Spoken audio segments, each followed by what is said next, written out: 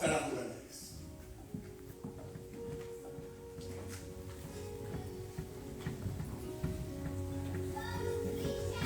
Ariko bashobora gukora imirimo yose muri Kristo, ariko batarahura na Yesu. Baruzuye abagabo n'abagore bakunda kuko batarahura na Yesu.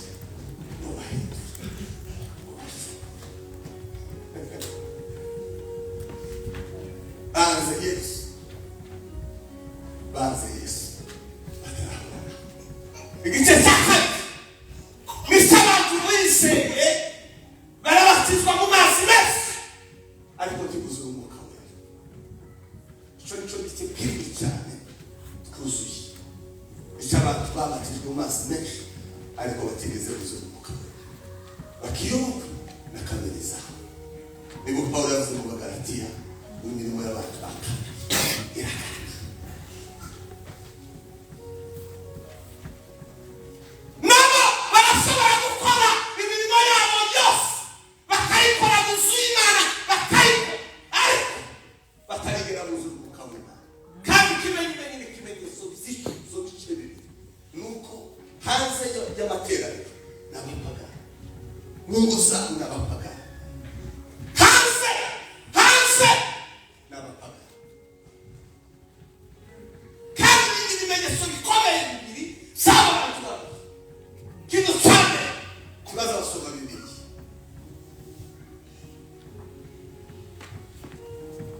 kuko nta mukristo unanirwa gusoma Bibiliya.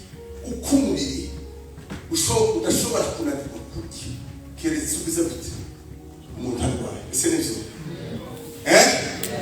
Ndetse niyo yanarwaye bazana amagwaza twemeze bakaza bamutandika, ndetse byananirana bagafata izindi nzira zo kumugaburira amaseru kugira ngo wa umuntu wese utazusoma Bibiliya amiga nihinga na maseru ugiye kufa.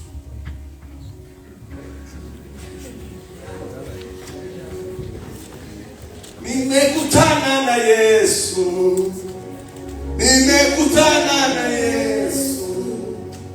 yeye mwenye uwezo akaniokoa, yeye mwenye uwezo akaniokoa, yeye mwenye uwezo akaniokoa, yeye mwenye uwezo akaniokoa. Nimekutana na Yesu. Tabara abantu bari ku maserumu, Imana nayo batabara kabisa. Ibintu bisa bigaragaza neza umuntu utarize umwami Yesu n'umuntu utarigeze kuzura umwuka w'Imana. Ibintu bibiri bisa bikunaniye. Ni igitabo no gusoma ibyanditswe shaka no gusenga. Izo bintu bibiri biza bishoboka umuntu utaragizwe bizana yosoma aho basoma ibinyamakuru agasoma ariko agera kuri ibintu ibitotsi bikazawe n'aboneza akababona sibs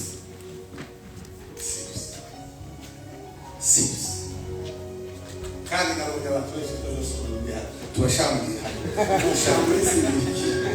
basobanuriye gushakiriza hari abantu bayumva nabi cyane.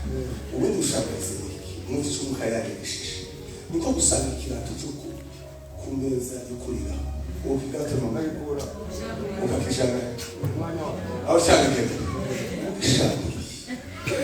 ushambiriza no gukura ibintu byose satani yagiye gushira hari ibintu satani yashira mu mitima yacu ushambiriza tukabishira rero umuntu wese yishambiriza sinzi ko satani yakubise ariko turavuga kandi mukayanga ngo kubika shitani mu bikima byose kandi kubika tere hari na mirongo ibiri ufashe umuntu wese yishambiriza simbira ngo yaturemeye imirimo myiza muri Kristo Yesu. Ikintu cyose uzubona kitarishima ushaka yesu yaje gushaka abadayimoni muri twe ngo atugundane yesu yirukana mu bembo.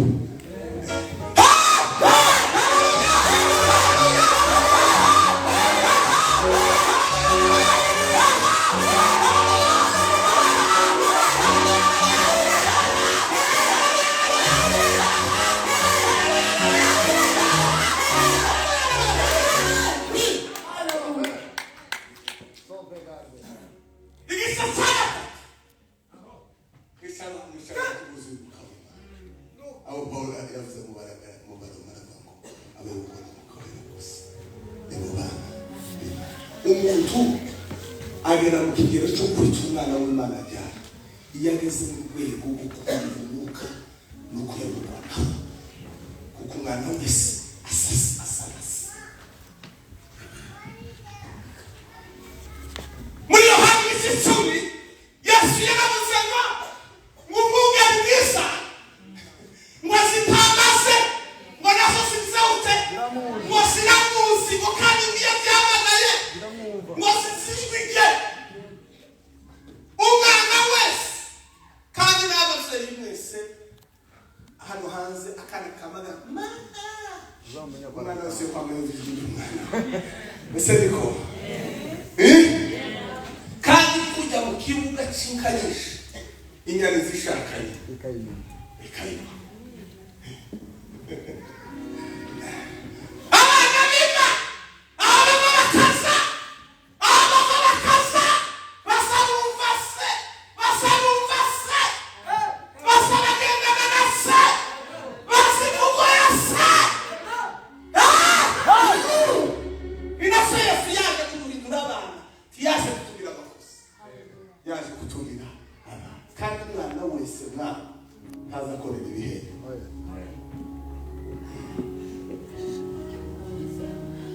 hari umwana bwawe ukorera ibihembo none abana tibaza bakora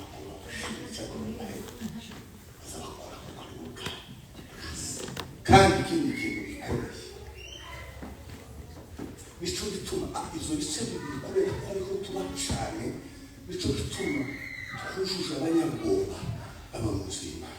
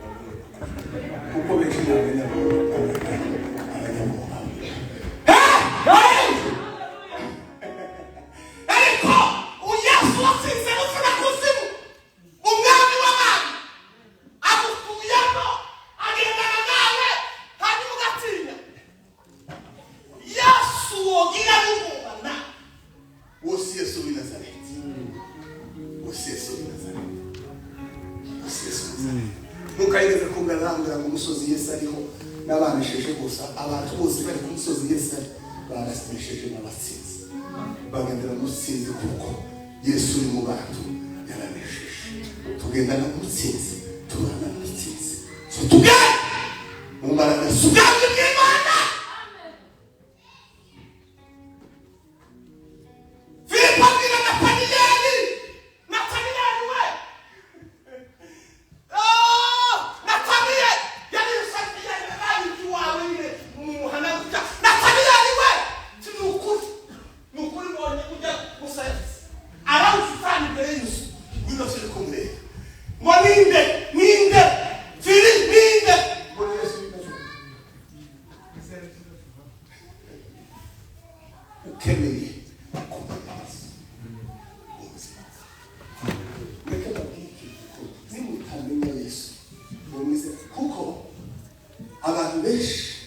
abantu turabona abasaza abantu benshi twavukiye mu ruzu usanga abasokuru basenga ubu Kristo siye igiperi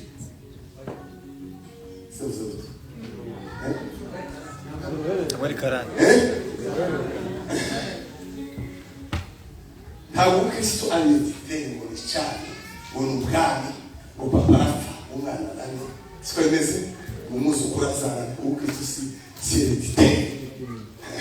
Umukristo ni ubuzima bw'abana Yesu, ni ubuzima bwakiriye Yesu, ni ubuzima bwemereye Yesu umuhindura. Ari nacyo kintu gikomeye mugenda mwitegereza mu buzima bwawe muzosanga tuba mushingana cyane ariko guhinduka ukabona nitwe bambere dukunda iby'Imana nitwe tubibaho ariko aho guhinduka niko tugenda muzamutekereza mu gihe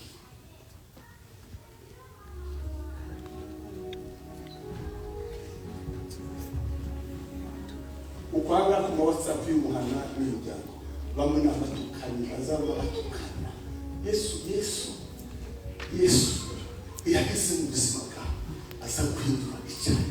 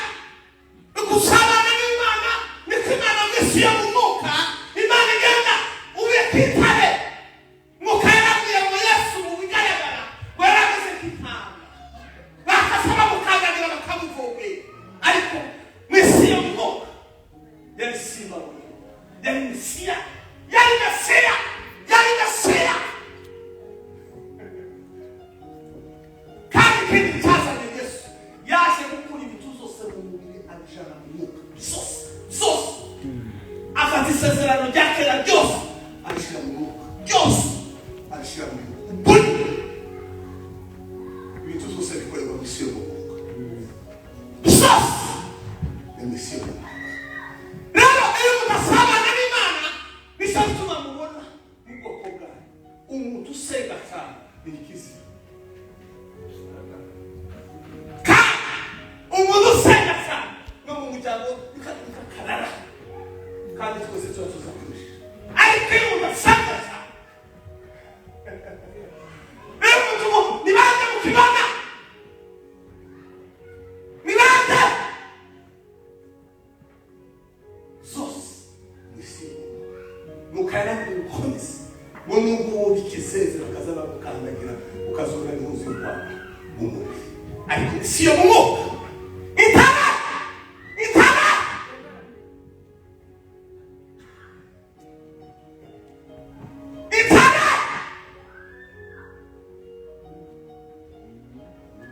basaba gusuzugura ariko usaba n'Imana ya ibintu zose bisagera mu mwuka n'isi yose yagiye itambara zose ni mu rero Yesu yagasaburi wewe asaba kunyembaraga Yesu tagara umunyategeke Yesu tamu Kristo dusanga n'ubako ino mugira abakristo barasamba tamu Kristo musamba habaho umukristo hakabaho umupagani uzusamba ino mugira abakristo bazabana tamu Kristo n'umuzwa mwari nabona umukristo uzura tamu Kristo n'umuzwa habaho umukristo tamu Kristo uzura kandi bizikwa icyorezo gikomeye cyane mu bwoko bwacu gikomeye kwa dusengera Imana idukomeye cyane bapapa bakomeye n'abana abagabani gufura abana batwara kuragenda gushisha abagabo bose bakomeye abo bahabwa bose basuzuma abagore bari mu muto abagore beza wenyine bose benshi zitarikiraga imitunyaka hanyuma ngabo namwe muratuje kandi amakosa tumuzamye umwuka wawe utwikira kuragenda gushisha abantu bakeneye ko bavuga ijwi icyo kintu ubwoko bwari buri bukagaje kandi bukabiremerera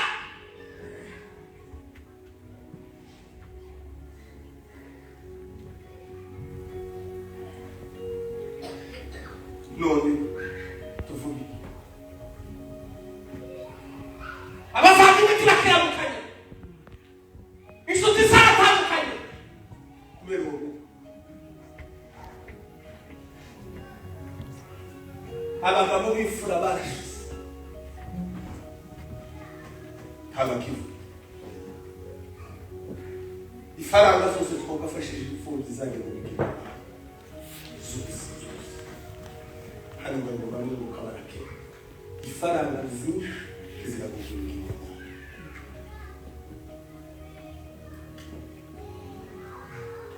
kureki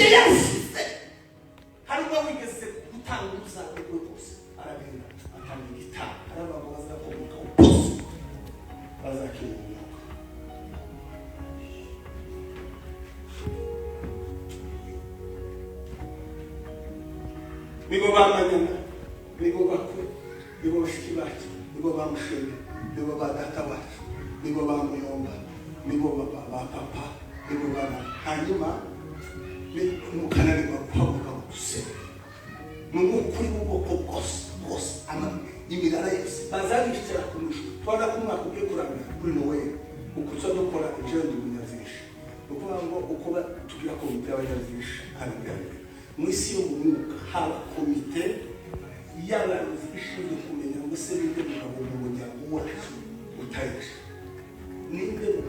wacu utari ukimuza munanirwa gusenga.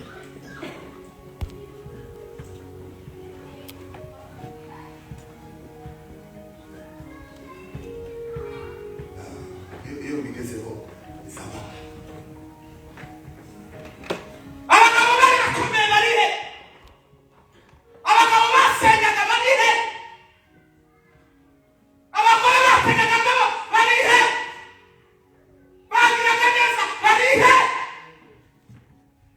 Satani aza kuriganya inshikiza agakwagura ibyiza kandi kuri mujura azaga kwiba mu nzu abari hanze kibabone ko yibwe, ariko nyirayo yirishira mu nzu akazababona ngo bajanikira kandi umujura akaza yibikira igitego.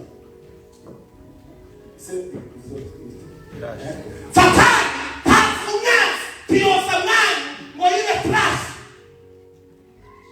asayiba yisagaci abantu Satani yageze mu mitima ya abakisigenzi abakisagaci amahoro yavuyemo, izishimo zavuyemo, urukundo rwavuyemo, imbabazi zavuyemo, ubugeni abantu basi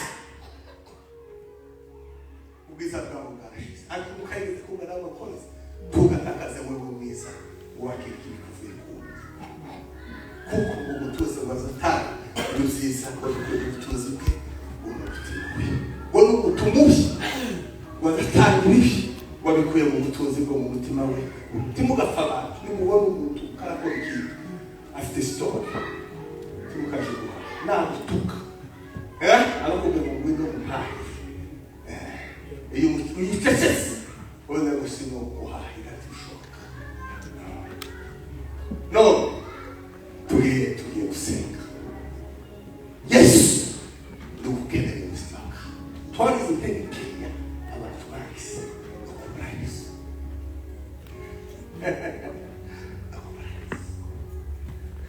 Biblia inambia ngo aseya sirogera naye munase ndawo bose mhaza muse kutubudebwe muzabishira no gutuma Yesu mu mutakagira hane mukaraba mu mutazane kwa Yesu atakiri kumwe nawe kuko Yesu ntazane. Yesu yaranisheje yaratsinze so tugenda na kararana na kajana na kazi ntakarara y'igitinya bataye mu distraction aho Shetani muvuga Yesu cyose kakuvuga semena me no ubwoba mwamubona bwafasha abantu bahahamutse muzamubwira ngo kutize kama twinse abagabo bisaye abagabo bisaye abana batoya bisaye nitare kandi musabwa ngo nigituma babagwanya kurija nitare baratinze abantu bakomeza kandi mukarambira ngo komeza harazi n'abakugira usiza gaciro kuba n'ibyo biza biguhamagarira abazi nubona ugira abazi benshi uzamenye kuri bitangaza ubwagaciro kome Satani kazagwanya umuntu ofyo Satani umuntu ufite isezerano rikomeye cyane. Umuhaguruke dusenge.